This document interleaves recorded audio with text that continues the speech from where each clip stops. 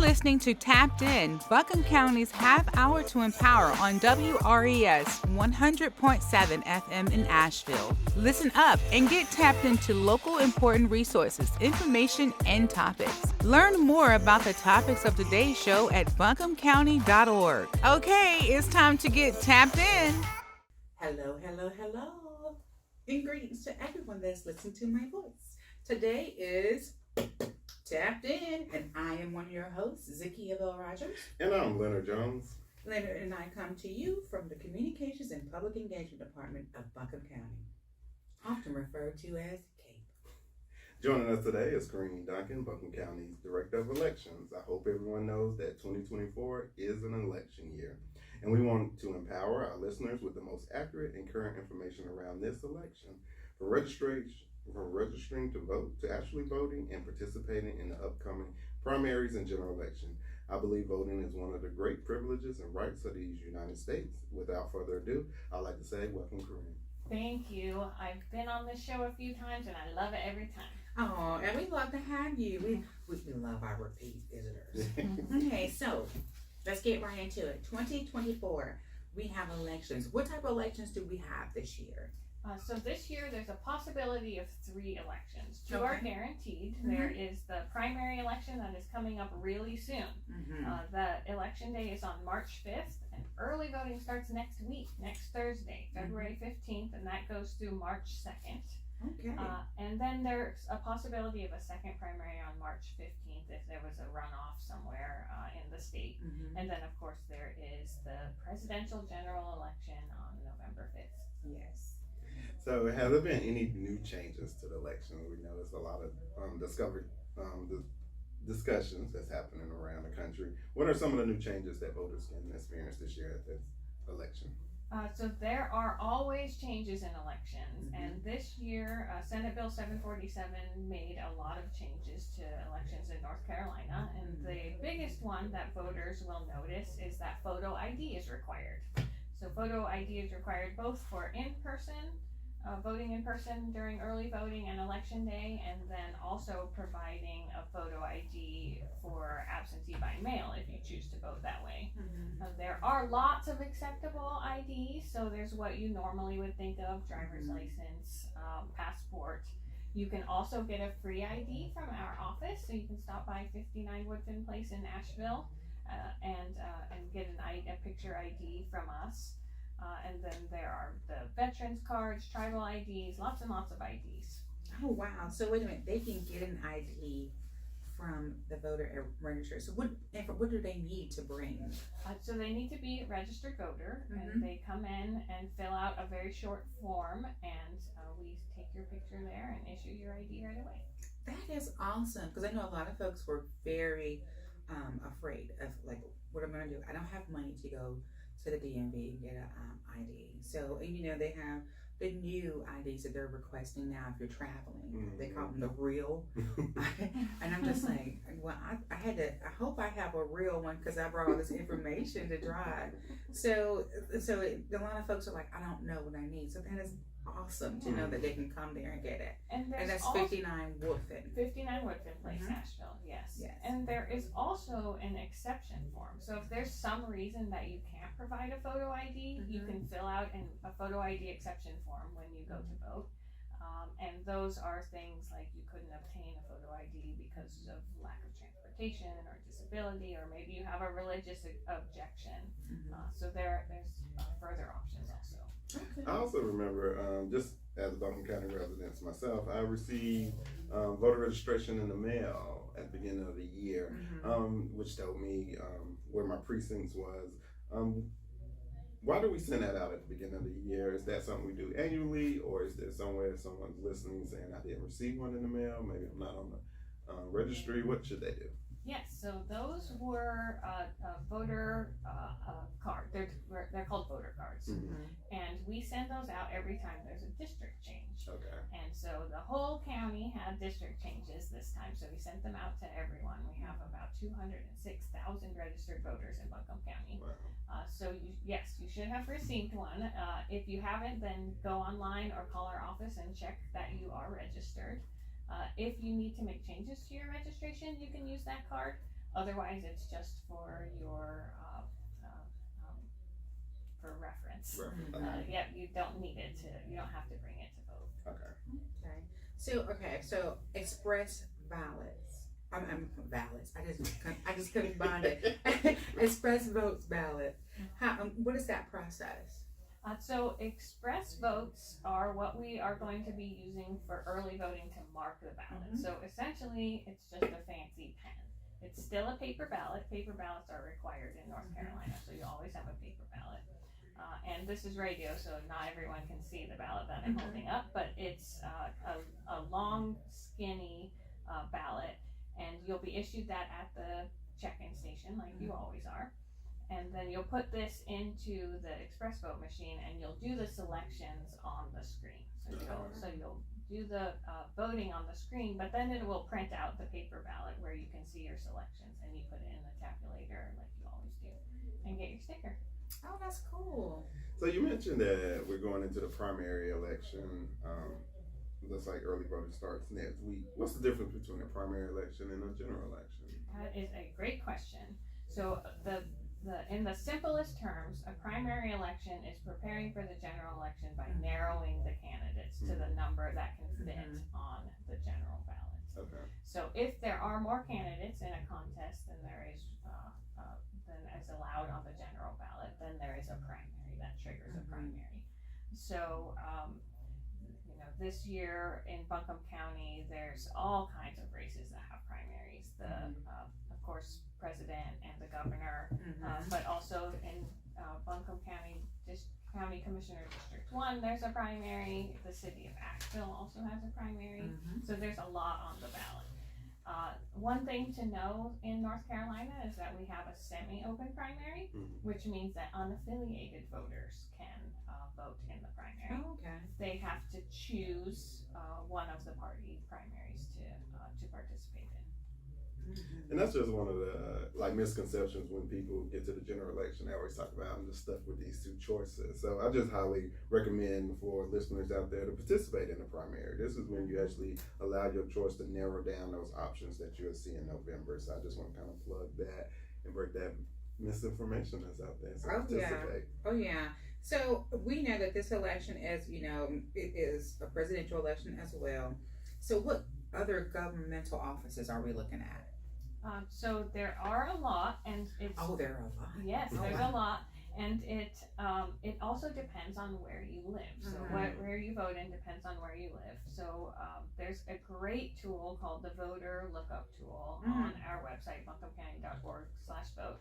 You can go check your registration there. You can do all kinds of things there. But one of the best things before the election is to get your sample ballot so that you can see exactly the contest that you have to research there. But like I said, president, governor, Buncombe County commissioners, the Asheville City Council, attorney general, state treasurer, the district court judge, the seat 40 is open. Lots and lots of stuff on the ballot. Yeah. You know what? And I also, everybody, you're 18, you now can vote. So explain how soon to be 18 can you vote? I love this question. So you just have to be 18 by the general election to vote in the primary. So you could be 17 right and now. Vote now. Oh wow. Okay, so if my birthday is August 1st, and I can vote. I can vote on March 5th. Yep. Or doing that. That is really cool. Because you'll be 18 by November 5th.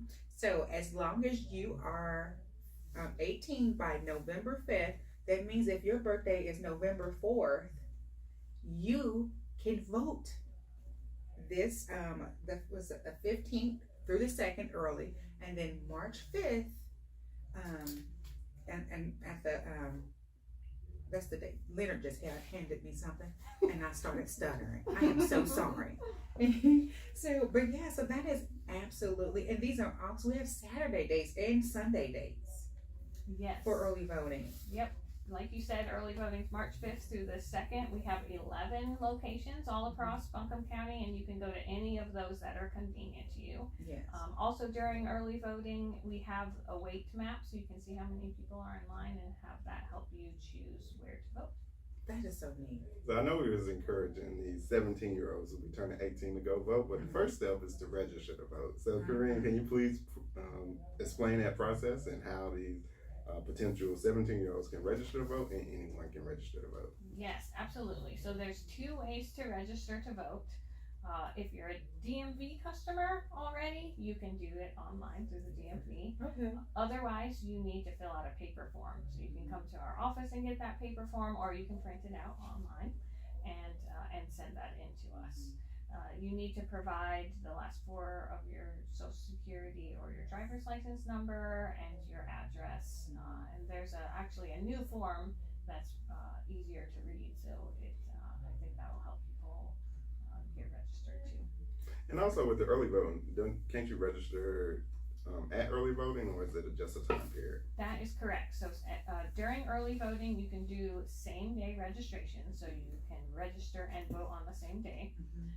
Now there is part of that Senate Bill 747 has required a mail verification process that we had before. So if you same day register, really make sure that you're providing a valid mailing address so that verification gets to you and that your vote counts. Yeah.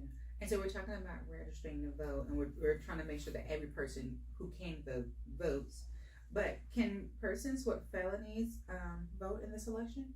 So if you have a felony, as long as you have completed your sentence, including parole, then you can vote, but you have to re-register. So you have to make sure that you register. Okay, so I'm going to say that one more time. If you have a felony or felonies and you are complete with your sentence, meaning there is no probation or parole, and you are clear with all of that, you need to re-register and you need to vote. It has not been taken away from you, but get out there and do that. Tell a friend, tell a cousin, tell a neighbor. We all need to get out there. I got a question. Oh. So I have a question. Around 2020, our last presidential election, it was in the middle of a pandemic.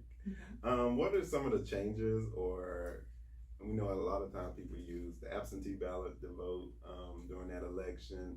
What are some changes, and what are the ways to vote in this upcoming election in 2024? Yeah, so 2020 really brought the community and the county together to get through a crisis, and we're benefiting from those relationships now.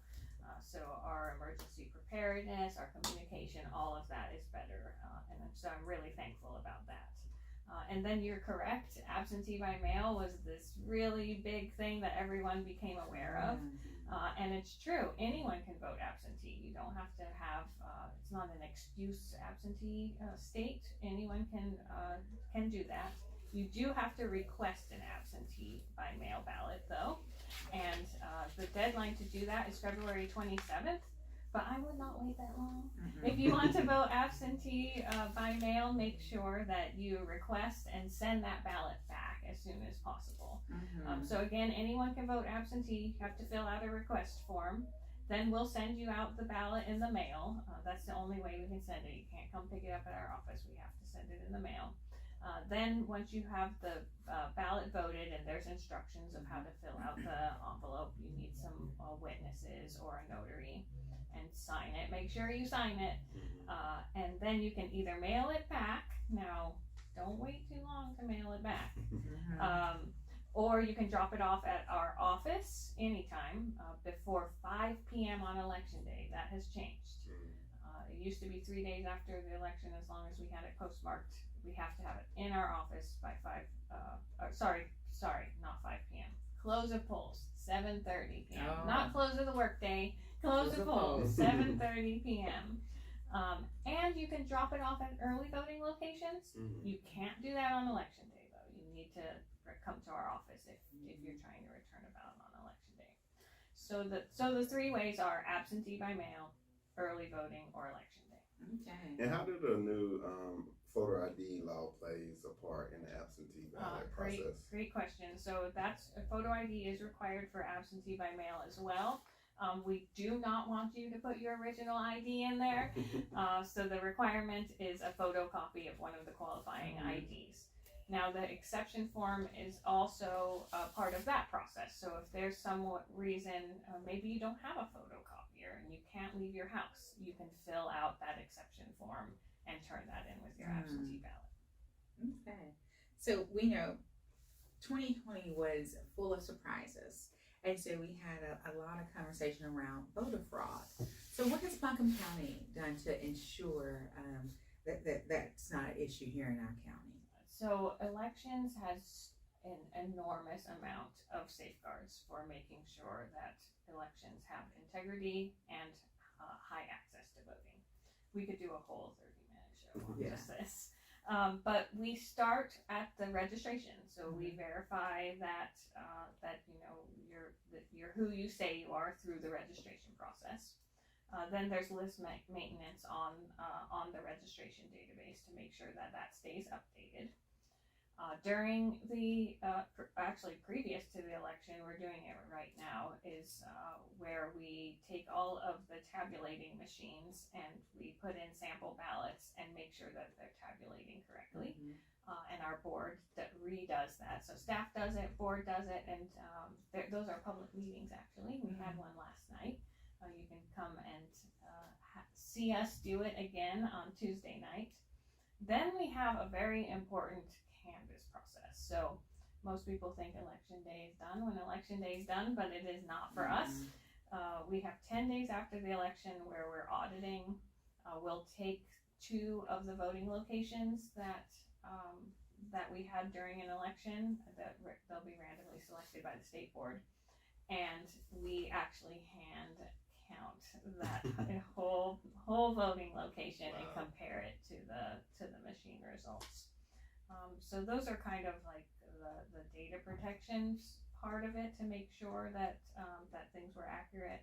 But we also have a lot of like building security and cameras and a lot of awareness around elections on the physical side as well. That sounds exhausting.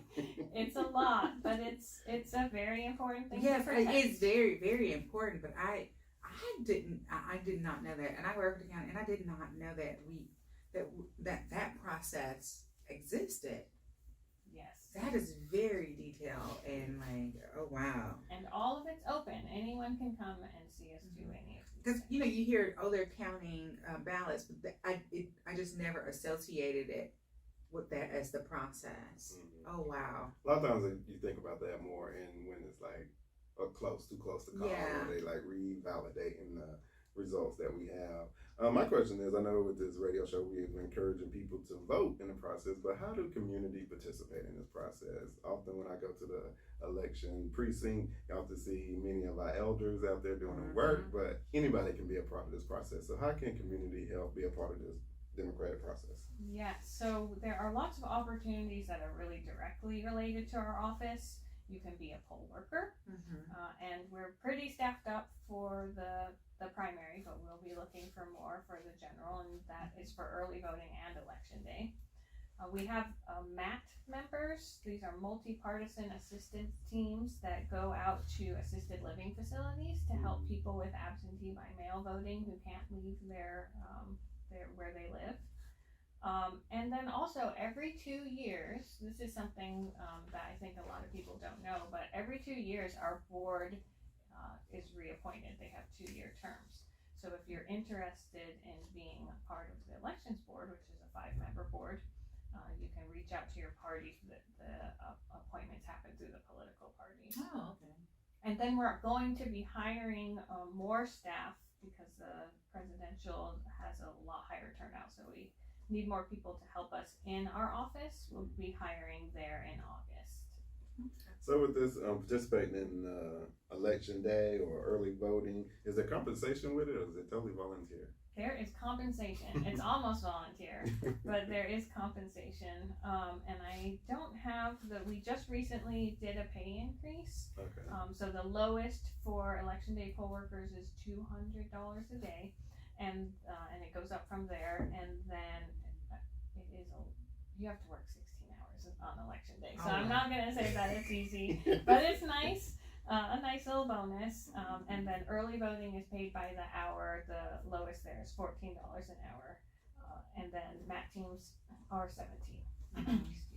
So if you are wanting to do a paid volunteer, I think that'd be a great one. You know, it's not like I'm giving back, but I'm also being able to, you know, you'll be able to take yourself out to the ice cream place later. That's right. Yes. Now, if you're on our board, no, there's a little compensation, but it's pretty tiny. I got another follow-up question. Is there any requirements that you have to be in Buncombe County, or we're on the board? You do have to live and be registered in Buncombe County to be on the board. How about just to participate in the election process? To be a poll worker. So same thing. You have to be registered in Buncombe County and live in Buncombe County. Okay.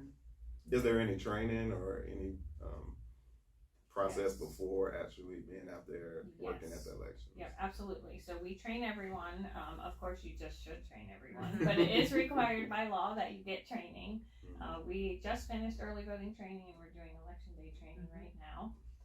So you're required to do that, and we always try to pair veteran poll workers with new poll workers, because there's a lot that a poll worker is in charge of at a voting location, and so it's good to have a nice team to lean on. And we've been passing out voting information. So if you are a center and you are needing more voting cards or anything of that information, please get in contact with myself or Leonard, and we will get that to you. Or you can get in contact with Corinne, and you can. All of us are on the Buncombe County page.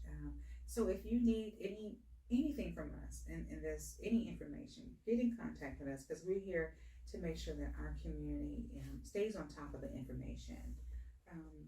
Go ahead. I was just going to add to that really truly is what we're here for. So there are a lot of changes that happen in elections every time. If you don't let that stop you. Yes. You come in, we're here to help you. It's literally what we're here for. So what about the student assistant program? Yeah, so the student assistant program is fantastic. It's a state program where 17-year-olds can work the polls. And I'm really hoping to grow this program. So if you have any interest as a 17-year-old to be in this program, we would very much welcome you.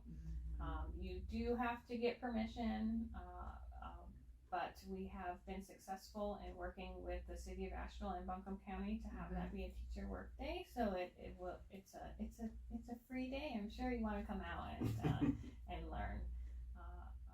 I think that would be great for like social studies groups. Like, do they have history groups? History clubs and things of that nature. So maybe like in the future we can reach out to those different parts of our school system and see if we can get more youth involved. Yeah, because youth are very, seem like especially with this generation, is very kind of like social activists. And they're vocal. They are vocal, and so I think this would be a great way to empower them. Yeah. Put an action to their voice. Yeah, it's good engagement, and also there's a lot of technology at a polling location, and so it can be really helpful to have people who are familiar with touchscreens and laptops, and have new people working with veteran people is a nice blend. Yeah, because you got to think about it. If they're 17, 18 this year, and the next 4 years, they're going to be 22. Yeah. So we're talking about possible college graduate or just in the work field here with us.